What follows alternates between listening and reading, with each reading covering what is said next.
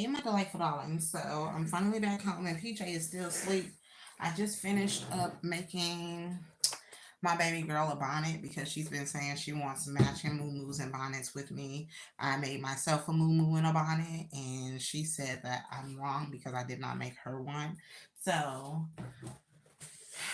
I'm gonna make us some matching bonnets and moo but that's not what this video is for. I finished making her bonnet right here, y'all. It's satin line. And it's like, what's this? This isn't paisley, but it's a floral print. Okay, so there were some pieces that were left with gaps when I was going through serging the fabrics together. So I'm going to go in with my needle and thread and I'm going to hand sew it with a blind hem stitch. Hey VTJ, how are you? You see, I'm in my craft area. I don't think you ever been in here with me before. But I've been avoiding it. I need to get back in it if I'm trying to get rich and out the hood, child. I gotta find a way to make my talents and skills work for me. Okay, so I want to have like a bonnet and moo business. Does that sound crazy? I just gotta buckle down with my time and be serious about it. Cause I'll get frustrated, come in here and then leave it for months. How you doing? How are those babies doing? All right. What I'm doing is I got my white thread. I knotted it one time, but I like to knot it twice for extra security. And I'm going to find spots in the bonnet that are loose. Okay, so the whole point of a blind hem stitch is for you to have stitching that's undetectable to where you can't see the thread. All right, I want to find a bigger spot so I can show you guys even more. Okay, that's one. These are two little tiny spots. Okay, like right here. Like the serger didn't catch both fabrics completely, so it's a big gap. So I'm going to fold each side of the fabric. And for optimal results, it's best to go ahead and press it out, but I ain't got time for that. I ain't about to do that. I mean, I can. I think my iron is warm. You fold it to where it's flat, to where you don't see any of the frame parts of the material out. Where's the clip? I'm gonna go ahead and clip it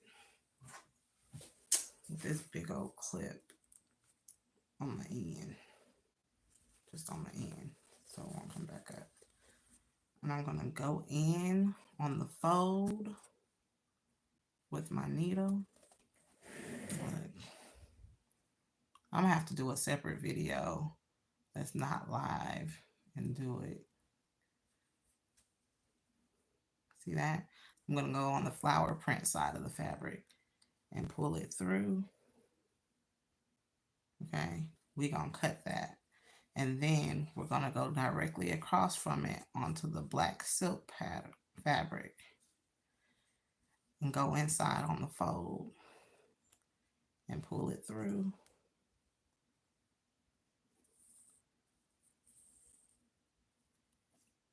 Okay, and then we're gonna go back into the flower fabric, slide the needle up through the fold. And we're gonna keep doing the same thing until the patch is stitched. Go directly on the side of the black fabric. Push the needle through on the fold. Pull it through. You see?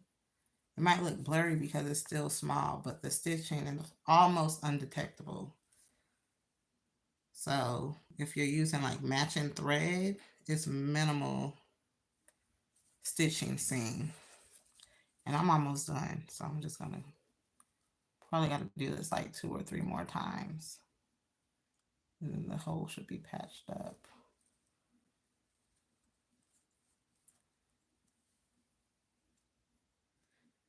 Hey, Jim B, how are you? Dang, Jim B, I keep forgetting. You know what? I'm gonna go get that PO box. I just keep forgetting. Ain't nobody really checking for me, Jim B. I just be in my own little world. And I never think about it until I see you come around. Alright, I'm gonna move this because it's still on some of the open. I don't even need it anymore. Just put it to the side. You see how it's still open? How you and Granny doing? PJ is knocked out. I think he had a sugar crash.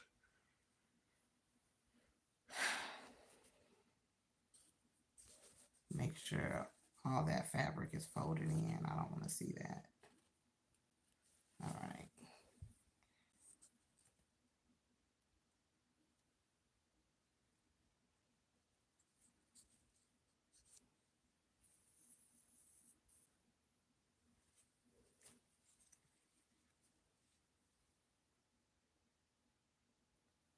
Probably be better if I change the view.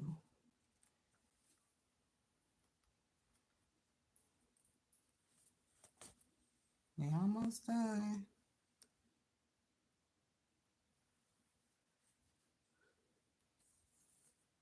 Pull it through on the black side. All right. Pull it through on the flower side. All right. We crossed the finish line, so I'm gonna go ahead and pull it through on the black side. And then I'm gonna loop the thread around the needle and pull it through, and it's going to form a knot. And just for security, I'm going to go ahead and do it again, so I know it won't come undone and unravel. Hold on.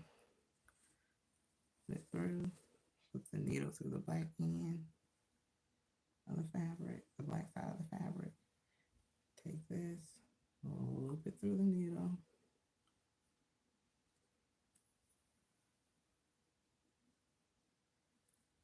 And make a loop, pull it, and then I'm going to follow through the fabric again to hide the tail, and then cut it. Okay.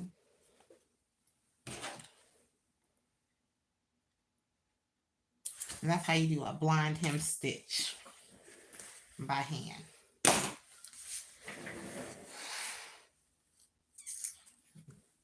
Let me show y'all.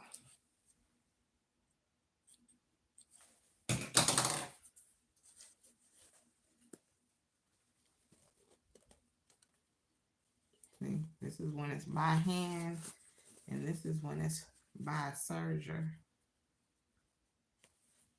Serger, by hand. But yeah, I think it's a couple more pieces on here. I'm gonna go ahead and do it. Where'd my needle go? I just threw the needle, wasn't even paying attention. But I already got, I don't think I cut it out in a circle. Got the materials pulled out for my bonnet. I don't think I cut it in the necessary pattern to make it a bonnet as of yet. I'm gonna go ahead and do my bonnet. It actually doesn't take a lot of time. I just don't come in here because when I come in here, I like to get in the zone and just vibe out. I don't like interruptions. And of course, I always get interrupted by my children.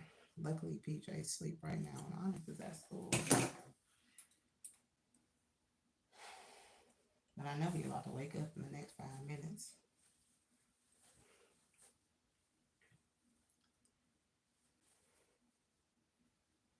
See a small piece. Most of the other ones are small, so it's only gonna need like 1 or 2 stitches.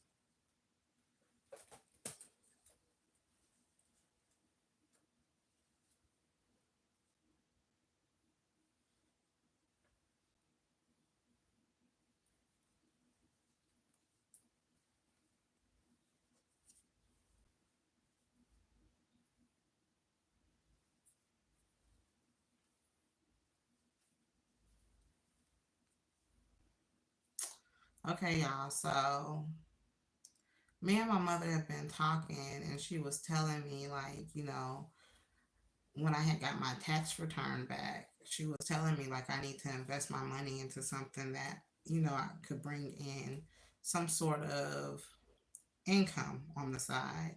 And we were talking about, me and Paul, before he passed away, we were talking about, how we should try to invest in like a vending machine and where to put it and all of that stuff. And she was telling me, take a portion of my income taxes and invest it into that. And I had to catch up on bills, so I really didn't even have much of my income tax to invest. And I was just like, I'll revisit that thought next year and see what type of position I am in next year. And I don't know, because the whole point of me doing this, like vlogging and coming on YouTube and doing all that, is to try to be self sufficient. Like, I'm back at square one, except I have two children that I have to, care for, and I want to be able to get my own home. I want to be able to maintain things on my own without the help of their father.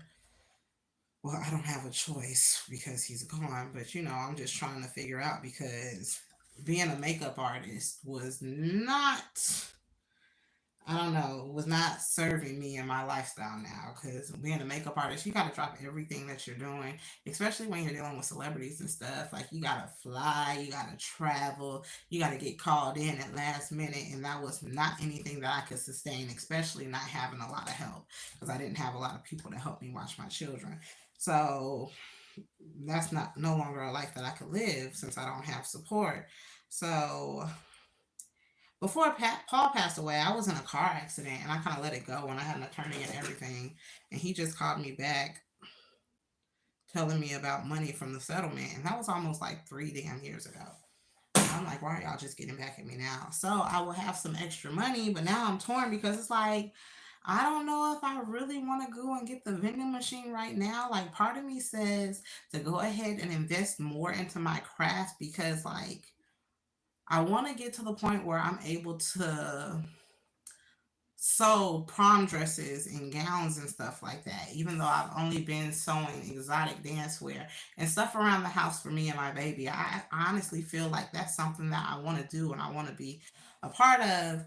But this craft is expensive, especially if you're self taught and you're not even getting classes from anybody and you're just in here messing stuff up on your own. Like, it costs money to buy applique. It costs money to buy fabric, especially if you don't have any clients and you're just figuring it out and in your room playing, your sewing room playing.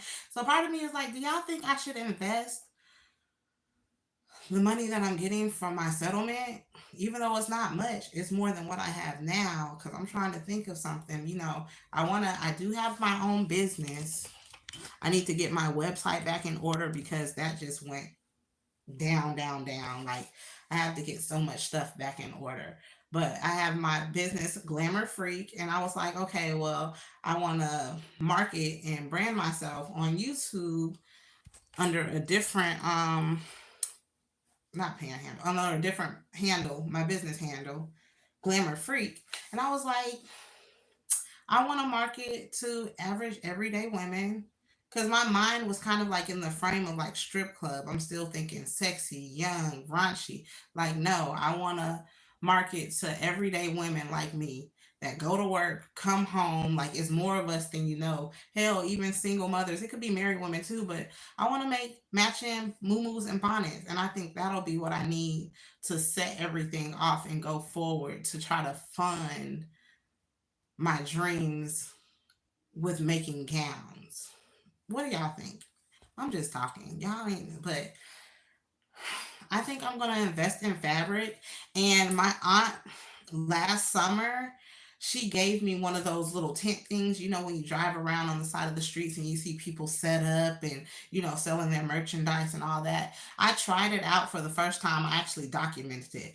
And I'm a upload it, y'all, because I've had y'all on this journey with me the whole time. I'm just not uploading it. Okay.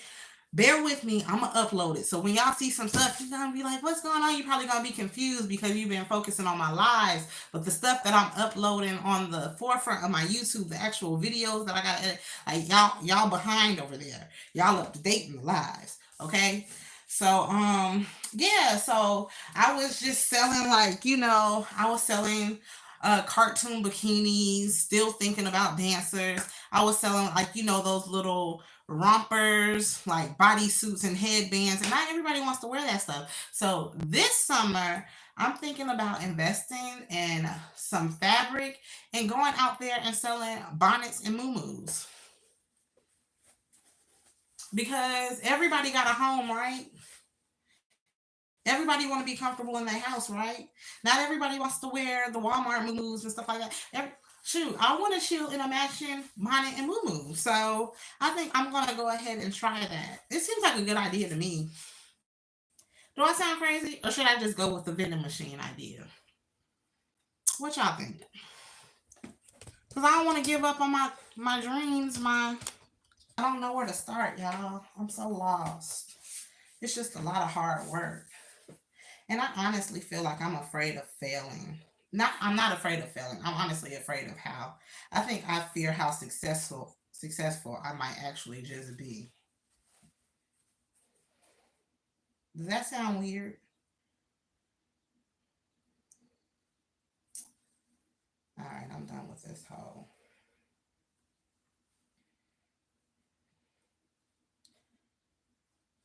And honestly, if you don't want to have to go in twice, you could just wrap it around 2 times, double time, and it'll give you a double knot. But I already did it one time. That's the second time.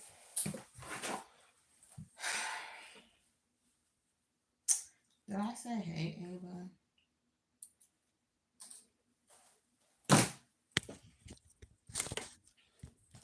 But yeah, I don't want to give up. Even though I'm going to have to drive to the city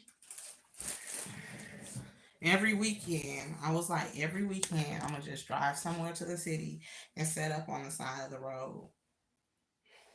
And I told myself last summer, I prayed, I was like, Lord, if I just have one person stop on the side of the road to inquire, I don't even want nobody to buy anything of what I was selling.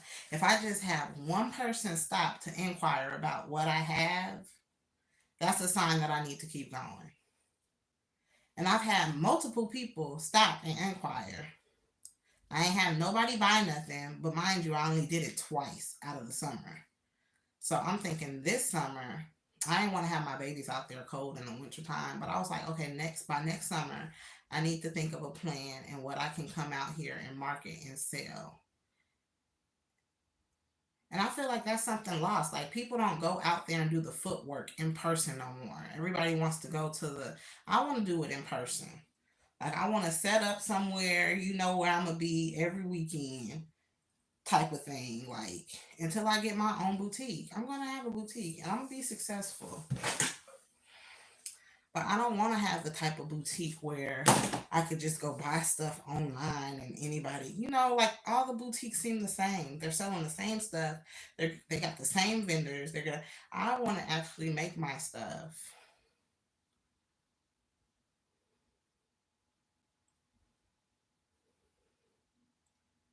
So I'm just saying, I think that with this money, I should profit. I mean, I should invest in my craft.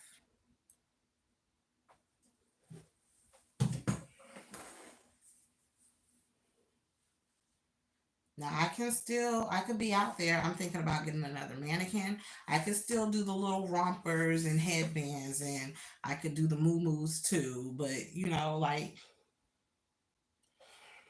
I don't know. I don't know. We'll see. I really don't know. Whatever I do, I just don't want it to fail and it be a waste of money. I could have gained something else from it.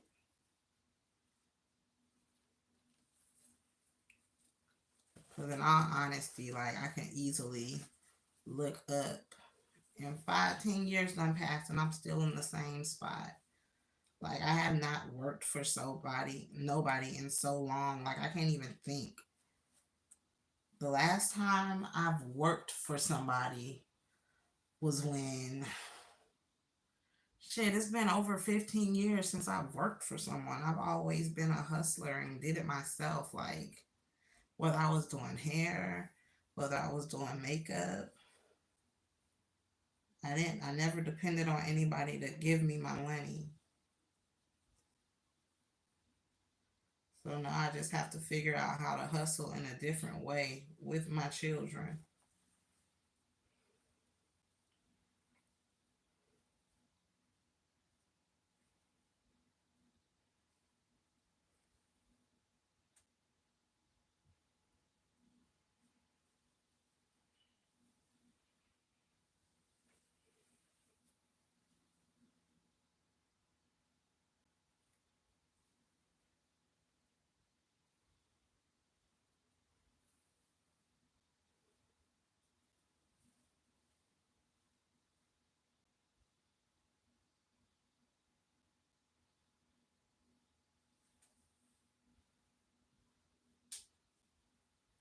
Just pray I make the right decision.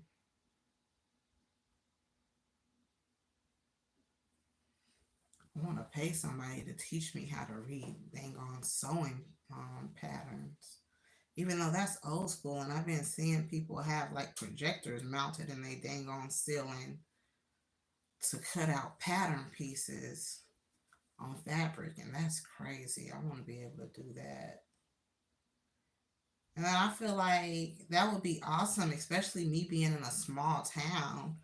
Like, shoot, you imagine that'd be crazy if you get a lot of people coming to you for prom dresses and stuff like that during prom season in neighboring small towns. Like,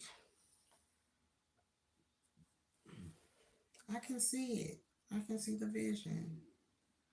I'm just trying to figure out how to execute it. I don't know where to start, y'all. I'm so lost. My mind be everywhere.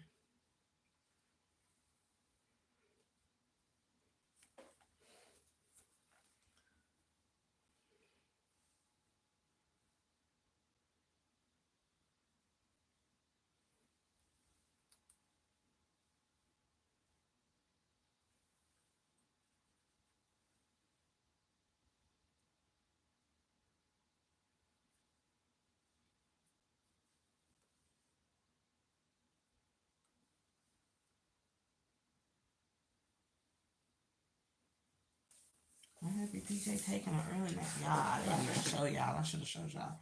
Why did I wake up this in the middle of the night with PJ drawing on my feet? He drew on his body. He drew on my sheets. I'ma show y'all. I'ma show y'all. I just put them sheets on my bed too. I don't know if I fell asleep before him last night or what. And I'm trying to figure out where he got that dang on marker from because he know how to get off the bed, but he don't know how to get back on the bed once he gets off because it's sit up too high. So part of me thinking like, was the marker already in the bed? Let me show y'all what this boy done did.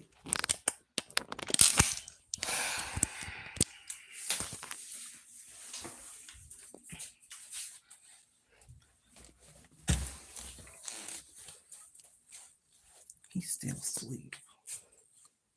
But look what this boy done did with my dry erase marker. He had marker all on himself. Right here. It's a purple marker. And then he got it on my white pillows. Like, just aggy as hell. He probably ain't mean no harm. He was just painting me a picture.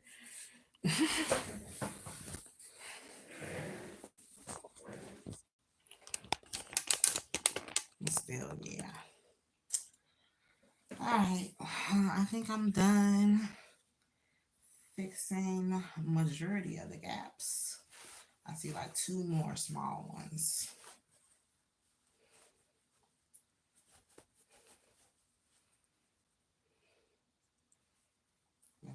YouTube.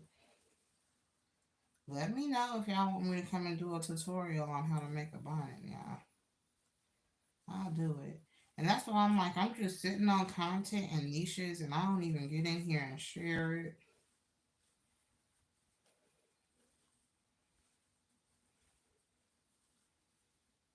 And I don't mind, it's the devil's playground. That's what my grandma used to say.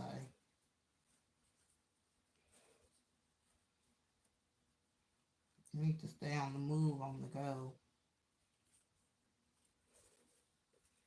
I really be stressed out and I don't know why. I know why, but it ain't no reason for me not to do the stuff I know I should be doing. I'll just sit down and think about it and get even more stressed sitting down thinking about it.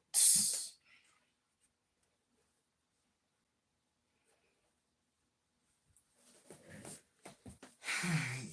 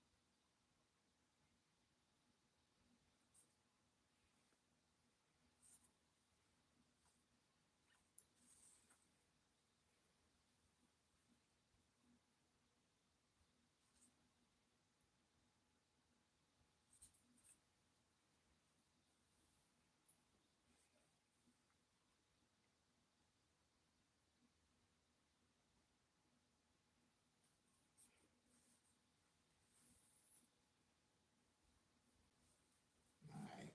I'm gonna turn this live off at 30 minutes. We got 3 more minutes.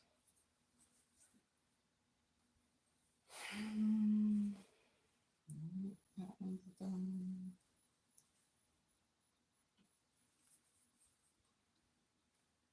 I'm talking about with the double knot. Just wrap it around twice. 1, 2, pull it through. You got the double knot.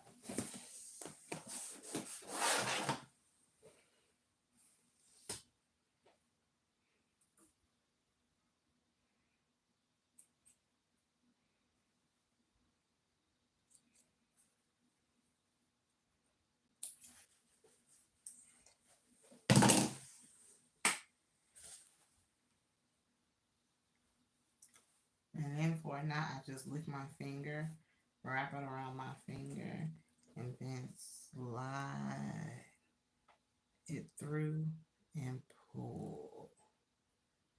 See the knot? Whatever end is necessary. Or you could just feed it to the fabric and then just cut the end up when you're done.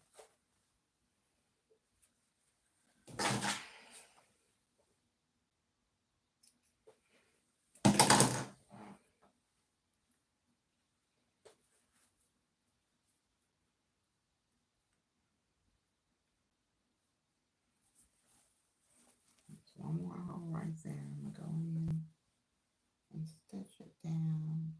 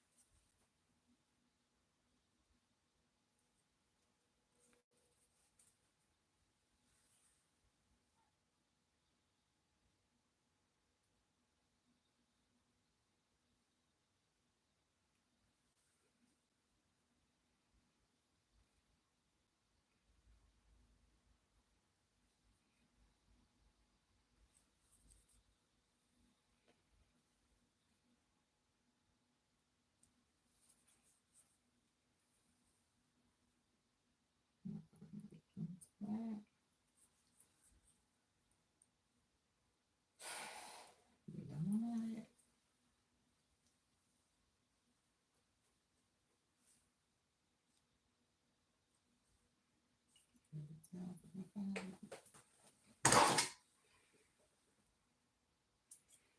I think this is too small for my head, but it's at 30 minutes.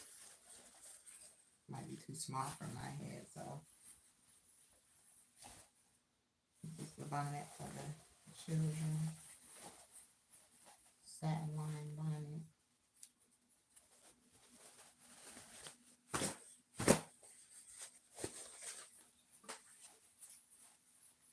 It ain't gonna fit off of my head. My head too big. Look like a cone head because I got my ponytail on, but this is my bonnet that I made for my baby.